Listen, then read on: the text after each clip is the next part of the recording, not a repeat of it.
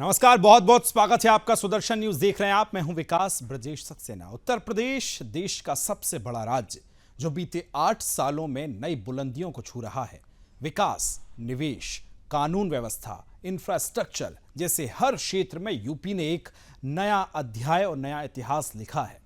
योगी सरकार के 8 साल पूरे होने पर हमारे यूपी के ब्यूरो चीफ रजत मिश्रा ने खास बातचीत की योगी सरकार के वित्त मंत्री सुरेश खन्ना से। लेकिन यह इंटरव्यू आम नहीं था, क्योंकि यह हुआ 30,000 फीट की ऊंचाई पर, आसमान में। वो कहते हैं कि ना ऊंचाइयों से देखो तो जमीन की हकीकत साफ नजर आती है। कुछ उसी अंदाज में बातचीत की मेरे सहयोगी ने। आइए सीधे आपको सुनवाते हैं।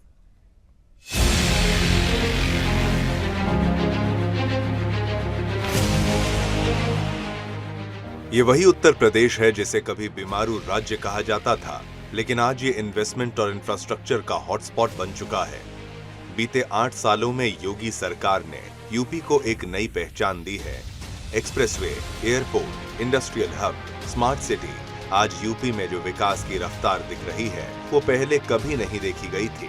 सरकार का दावा है कि यूपी अब सिर्फ भारत का नहीं बल्कि दुनिया का नया ग्रोथ सेंटर बनने की तैयारी में है। 30,000 फीट की ऊंचाई से जब हमने सुरेश खन्ना से ये पूछा कि कैसे बदला यूपी, तो जवाब साफ था। मजबूत इरादे, सख्त कानून और पारदर्शी प्रशासन। इन्वेस्टमेंट समिट्स में record breaking MOU, 5 international airports, 13 expressway, smart city mission और कानून व्यवस्था के वो सुधार जिसने यूपी की तस्वीर बदल दी। यही वजह है कि आज यूपी देश की सबसे तेजी से बढ़ती अर्थव्यवस्था बन चुका है। उत्तर प्रदेश में भारतीय जनता पार्टी की सरकार के 8 साल पूरे हो चुके हैं। इन 8 सालों में सुशासन के दावे के साथ, सेवा के संकल्प के साथ और खास तौर पर उत्तर प्रदेश को देश की अग्रणी अर्थव्यवस्था बनाने के संकल्प के दावे तमाम भारतीय जनता पार्टी की सरकार तरफ से किए गए। इन सभी दावों की जमीनी हकीकत क्या है, ये पूछने के लिए, इसके बारे में जानकारी लेने के लिए हम इस समय उत्तर प्रदेश के कद्दावर कैबिनेट मंत्री सुरेश खन्ना जी के साथ हैं।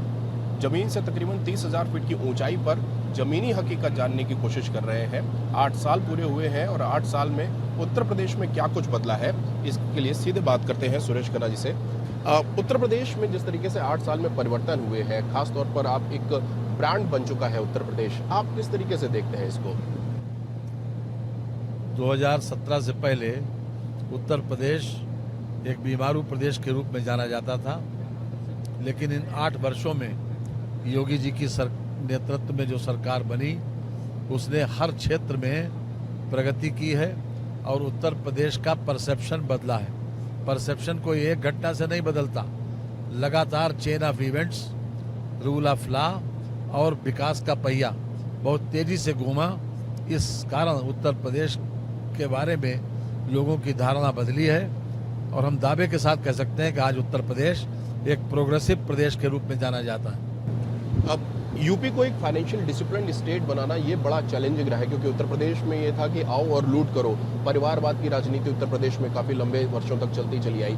यूपी को एक फाइनेंशियल डिसिप्लिन स्टेट बनाना ये कितना बड़ा चैलेंज रहा एज अ फाइनेंशियल मिनिस्टर? जितने भी फिजूल खर्चे थे या जहां ये समझा गया कि वर्तमान समय के साथ ये उपयुक्त नहीं है, उसको निरस्त भी किया गया और नए तरीके से हर चीज़ों को परिभाषित भी किया गया। मुझे कहते हुए इस बात में कोई संकोच नहीं है कि कांग्रेस के एक ऐसे चीफ मिनिस्टर हुए जिन्होंने मंत्रियों की आय पर सरकार के द्वारा इनकम टैक्स देने की व्यवस्था बनाई थी। उत्तर प्रदेश ने उसको समाप्त किया और हर क्षेत्र में, हर विभाग में जहां कहीं पे ये महसूस हुआ कि यह खर्चा गैर जरूरी है तो उसको माननीय योगी जी ने रोका है। विपक्ष की राजनीति को आप उत्तर प्रदेश में खास तौर पर किस तरीके से देखते हैं? अगर हम सिर्फ अखिलेश यादव की बात करें, राहुल गांधी की बात करें, आप इन लोगों को किस तरीके से देखते हैं? देखिए, ये लोग दिशाहीन हैं, इनके वेस्टेड इंटरेस्ट हावी है। चुनाव जीतना एक बात है और देश को दिशा देना दूसरी बात है। अभी वो सोच भी नहीं है। अच्छा, विपक्ष के गठबंधन में आप कोई दम देखते हैं? अगर समाजवादी पार्टी, कांग्रेस फिर से एक बार साथ आकर चुनाव में आती हैं, बहुजन समाज पार्टी भी अगर एकजुट होती है, तो उस गठबंधन में कोई दम आपको दिखाई देता है? देखिए, ये लोग बिरादरियों की राजनीति करते हैं। इनके लिए जन कल्याण, प्रदेश हित या देश हित की प्राथमिकता नहीं है। अच्छा, आपको लगता है कि आपकी सरकार में पिछले 8 साल में कोई पॉलिटिकल मिस्टेक हुई है जिसको आप अगर मौका मिल जाए तो आप उसको करेक्ट करना चाहेंगे? आप मिस्टेक की बात करते हैं। योगी जी ने अप्रत्याशित मेहनत करके और एक ईमानदार छवि के साथ उत्तर प्रदेश को एक श्रेष्ठ प्रदेश बनाने की चेष्टा की है और उसमें वो काफ़ी कुछ सफल भी हुए। आज उनकी भी ख्याति बढ़ी है और उन्होंने जो सुशासन दिया उसके माध्यम से प्रदेश की भी ख्याति देश में बढ़ी। अच्छा, संसदीय कार्य मंत्री भी हैं आप, लगातार हाउस आप इतने वर्षों से चला भी रहे हैं, काफ़ी आप अप्रिशिएट आपको किया जा रहा है हाउस चलाने को लेकर। विपक्ष को आप इतने दिनों से देख रहे हैं, आप स्वयं भी विपक्ष में एक दौर में रहे हैं। विपक्ष का कोई एक काम आपको लगता हो कि हाँ ये काम विपक्ष ने अच्छा किया, ये काम हमसे चूक हो गई, ये काम हमको करना चाहिए था, या विपक्ष की सदन के अंदर जिस तरीके की राजनीति है उसमें कहीं आपको एक चीज भी अच्छी लगती है? आपने 4 चुनाव देखे, उन चारों चुनाव का नतीजा क्या हुआ? इन सब चीज़ों का मूल्यांकन जनता के द्वारा होता है और जनता ने क्या मूल्यांकन किया? जनता का मूल्यांकन यह है कि इनको विपक्ष में ही रहने दो। और मैं समझता हूं कि लोकतंत्र में चुनाव अपने आप में एक बहुत महत्वपूर्ण है। अगर इन्होंने कोई काम सही किया होता तो उसके ऊपर इन्हें जनमत जरूर मिलता, लेकिन कोई ऐसा काम तो किया नहीं। लेकिन फिर लोकसभा में ये परिणाम इस तरीके से उत्तर प्रदेश में क्यों बदला? देखिए, लोकसभा में एक भ्रांति पैदा की गई कि संविधान बदल देंगे और उसका इतना व्यापक प्रचार किया गया कि उसमें जनता थोड़ी भ्रमित हुई। लेकिन उसके बाद उपचुनाव में क्या हुआ? वही ट्रेंड लौटा जो सन 2014 का था, जो बहुत पुरानी मिसाल है कि काट की हांडी एक बार चल गई, लेकिन वो स्थायी नहीं है। और जितना मोदी जी के शासन में ओबीसी के लिए जितना सोचा गया, जितना किया गया, उतना इनके शासन में नहीं किया गया। बात आपने स्लोगन की, एक स्लोगन चलाया गया और इस तरीके से भ्रमित किया गया। सिर्फ स्लोगन की अगर बात करें तो आप 8 साल के कार्यकाल को जिस तरीके से देखते हैं, उसके बाद उत्तर प्रदेश को लेकर आप कोई नया स्लोगन या कोई नए 3 शब्द ऐसा कुछ देना चाहेंगे कि हाँ इस दिशा में अब उत्तर प्रदेश को बढ़ना चाहिए, जो एक नैरेटिव सेट कर सके? देखिए, सेवा, सुरक्षा और सुशासन तो हमारा स्थायी स्लोगन है और सेवा के माध्यम से राजनीति कर रहे हैं। सुरक्षा 1 नंबर पे जरूरी और सुशासन दे रहे हैं, लेकिन उद्देश्य उत्तर प्रदेश को सर्वोत्तम प्रदेश बनाने का है। ये 2027 का जो चुनाव आने वाला है, आपका खुद का इतना लंबा एक्सपीरियंस है, आप 9 बार विधानसभा जीत चुके हैं कि पार्टी एक ही सिंबल पर चुनाव जीतने का रिकॉर्ड है आपके नाम, तो इसका कितना अनुभव, इसका कितना फायदा बीजेपी को मिल सकता है? देखिए, जनता में आज भी ख्याति मोदी और योगी की है और वो बहुत बड़ा विश्वास करते हैं मोदी जी और योगी जी। मैं समझता हूं कि पूरे देश में ये अपने आप में एक उदाहरण भी है। मोदी जी की भी एक्सेप्टेबिलिटी बढ़ी है और योगी जी की भी। अगर उत्तर प्रदेश को आप कैटेगरी में बांटें या 5 बड़े अचीवमेंट अगर आप उत्तर प्रदेश के देखें पिछले 8 सालों में, जिसके दम पर सरकार 2027 में वापस आ सकती हो, वो 5 अचीवमेंट क्या होंगे? देखिए, सबसे ज़्यादा फोकस किया गया है इंफ्रास्ट्रक्चर पर, अवस्थापना सुविधाओं पर। आप हमारा बजट देख लीजिए और उससे रोजगार सृजित होते हैं। इसके साथ शिक्षा को विशेष रूप से महत्व दिया गया, सुशासन को विशेष रूप से महत्व दिया गया, महिलाओं का सम्मान हमारी प्राथमिकता में है, समाज कल्याण को भी हमने पूरी तरीके से लागू किया है, नीचे जमीन पर उतारा। और यूथ जो हमारे एजेंडे में है उसके लिए भी कई योजनाएं भी लाए गए और उसको प्राथमिकता के आधार के ऊपर हमने रोजगार देने की बात की जो की थी उसको चरितार्थ किया। अब आप बनारस के रास्ते में हैं, बनारस जा रहे हैं। कल बनारस में एक औरंगाबाद जिले का बड़ा जिक्र आया, औरंगजेब के नाम पर उस औरंगाबाद मोहल्ले का नाम है और उसको हटाने को लेकर भी अब लोग वहां पर प्रदर्शन कर रहे हैं कि औरंगाबाद का नाम हटाया जाए। औरंगजेब की एंट्री हुई है इस समय राजनीति में, आपकी क्या राय है इसमें? देखिए, इतिहास में बहुत से ऐसे काम हुए जो नहीं होना चाहिए थे। औरंगजेब का नाम इतिहास में बहुत अच्छे अर्थों में नहीं लिया जाता। जो व्यक्ति अपने पिता को जेल में डाल दे, अपने भाइयों को सत्ता के लिए बर्बादे, जिस प्रकार से उसने जजिया कर लगाया, ये सब बातें उसके खाते में जाती हैं। और आज के समय में मैं समझता हूँ कि किसी भी तरीके से ऐसे नाम को महिमा मंडित नहीं किया जाना चाहिए, बल्कि अगर आगे आने वाली पीढ़ी के लिए तो ये संदेश होगा कि हम ऐसी चीज़ों को इस देश में ना रखें तो अच्छा है। बनारस के आप प्रभारी भी हैं। एक अंतिम सवाल बनारस से ही रिलेटेड, बनारस के विकास को आप किस तरीके से देखते हैं, क्योंकि एक सतत विकास, एक सस्टेनेबल डेवलपमेंट विकास बनारस में हुआ है, आप लगातार दौरे भी करते रहते हैं। अब बनारस को आप कहाँ देखते हैं अगले कुछ वर्षों में, किस स्टेज पर बनारस होगा? वाराणसी को हमारे प्रधानमंत्री जी ने अपने खून पसीने से सींचा, और आज जो बनारस हमारे लिए एक सांस्कृतिक राजधानी था, उसका भी पूरे विश्व में नाम भी बढ़ा है और हर तरीके का डेवलपमेंट बनारस में हो रहा है। तो आप थे सुरेश खन्ना जी। फिलहाल उत्तर प्रदेश में पिछले 8 सालों में किस तरीके का विकास हुआ, किस तरीके से डेवलपमेंट किया गया, इसकी इंच दर इंच जो जानकारी है वो लोगों तक भी पहुंचे और लगातार विकास का जो रफ्तार है वो बढ़ता रहे, चलता रहे, इसको लेकर योगी सरकार के जो मंत्री हैं वो तमाम जमीन पर हैं, जगह जगह जाकर दौरे हो रहे हैं और विकास की रफ्तार को कहीं रोक ना पाए। भ्रष्टाचार का जो दीमक अब तक उत्तर प्रदेश में लगा रहता था, वो दीमक अब इस पूरे विकास की रफ्तार को ना टच कर सके, इसको लेकर लगातार काम भी जारी है। योगी सरकार के 8 सालों में यूपी ने हर क्षेत्र में अपनी धाक जमाई है।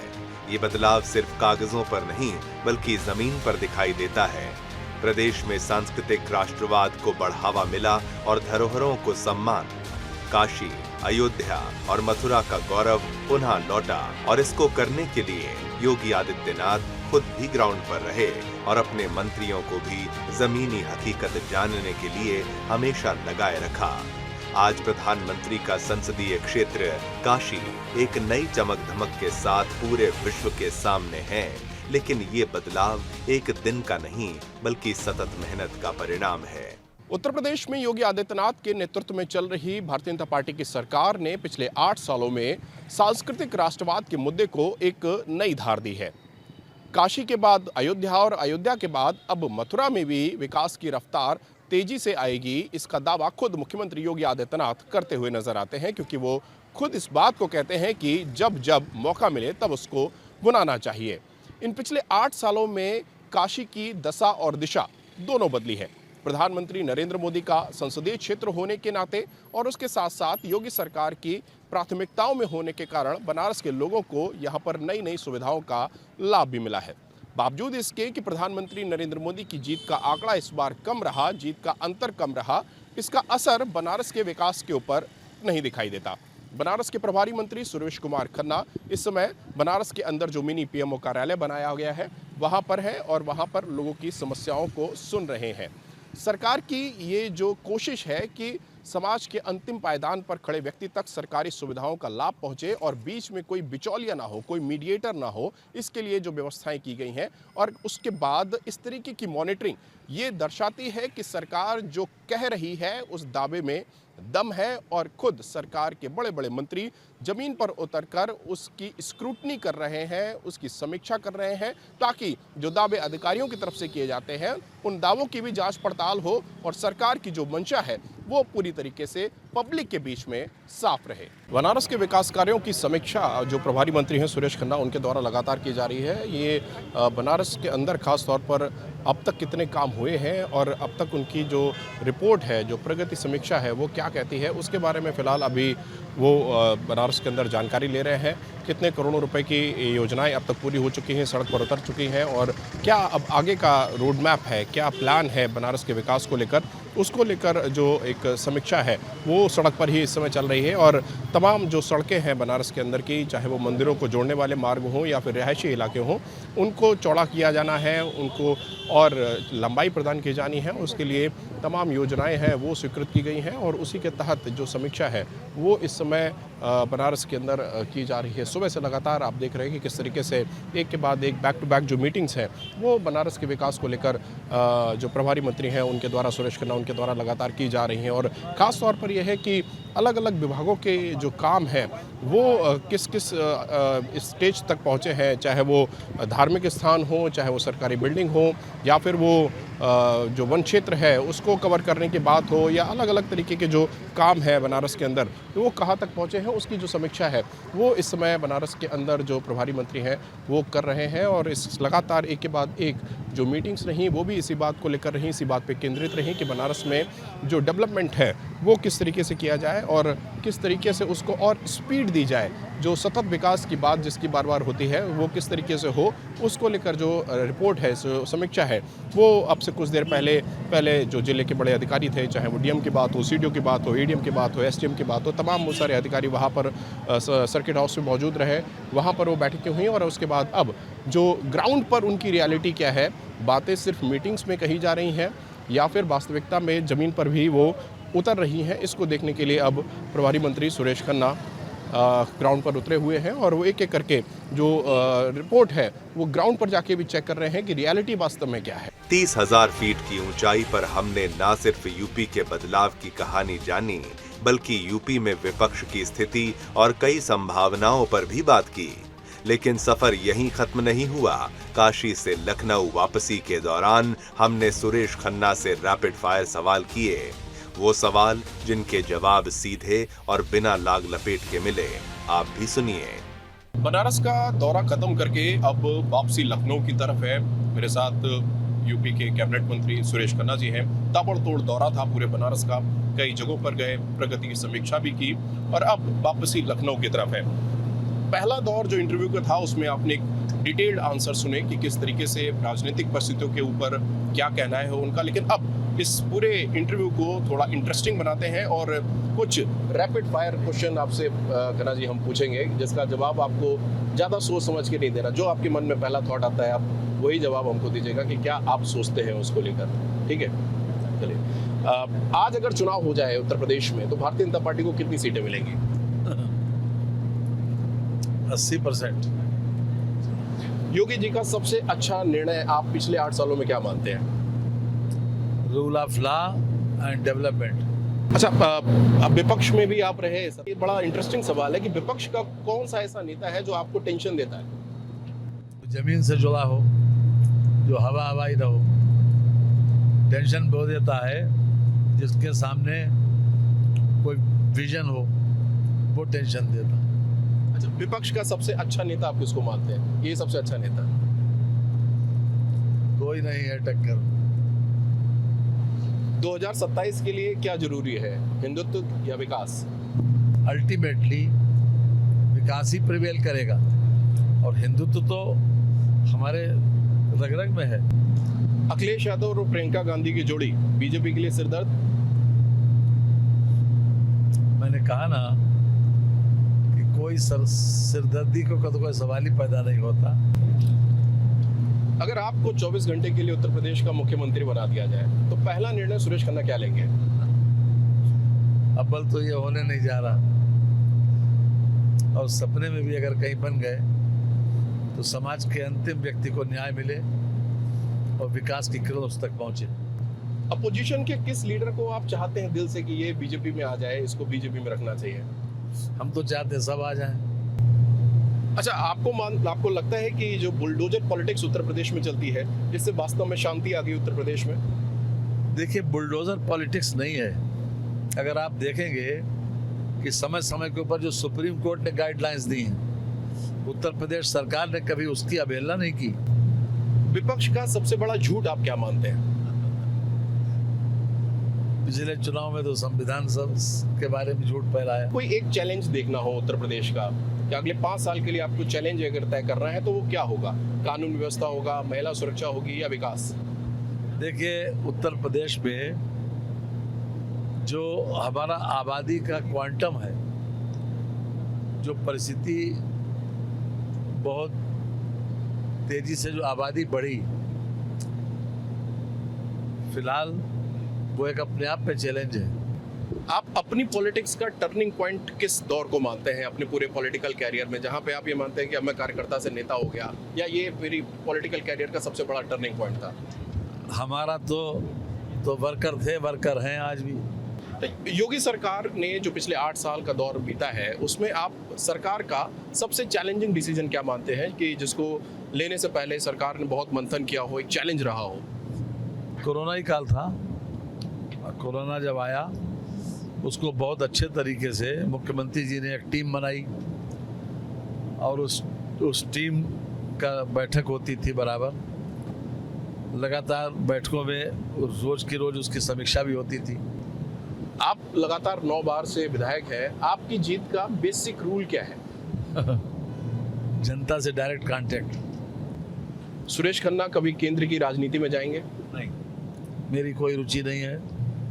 ठीक, तो आप थे Suresh Khanna ji, rapid fire round था, खटाखट सवाल खटाखट जवाब, और लगभग हर सवाल का बड़ी सहजता से जवाब दिया और बिल्कुल एक स्पष्ट दिशा के साथ सारे सवालों का जवाब मिला कि क्या उनको करना है, क्या विजन है और किस तरीके से आगे भविष्य में भी राजनीति में अपना भविष्य वो कहाँ देखते हैं, चाहे वो बतौर मुख्यमंत्री की बात हो या फिर बतौर राज्यपाल की बात हो। दोनों ही सवालों पर उनका रुख बड़ा स्पष्ट है।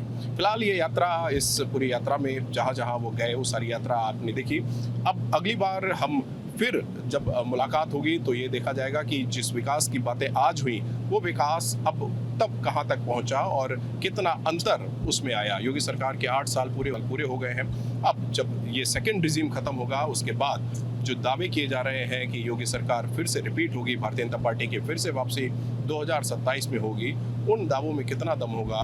कैमरा पर्सन सुशील अवस्थी के साथ रजत मिश्रा, सुदर्शन न्यूज।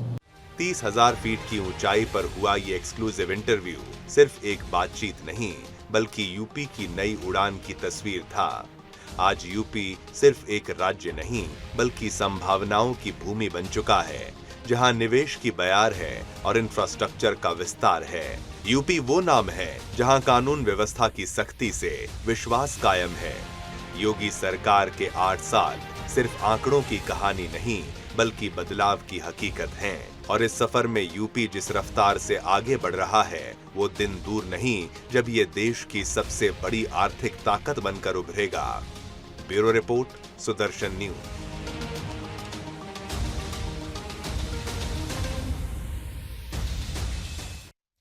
तो आपने देखा, सुना, समझा और जाना कि किस तरह से यूपी सरकार में मुख्यमंत्री योगी आदित्यनाथ के 8 साल बेमिसाल रहे हैं।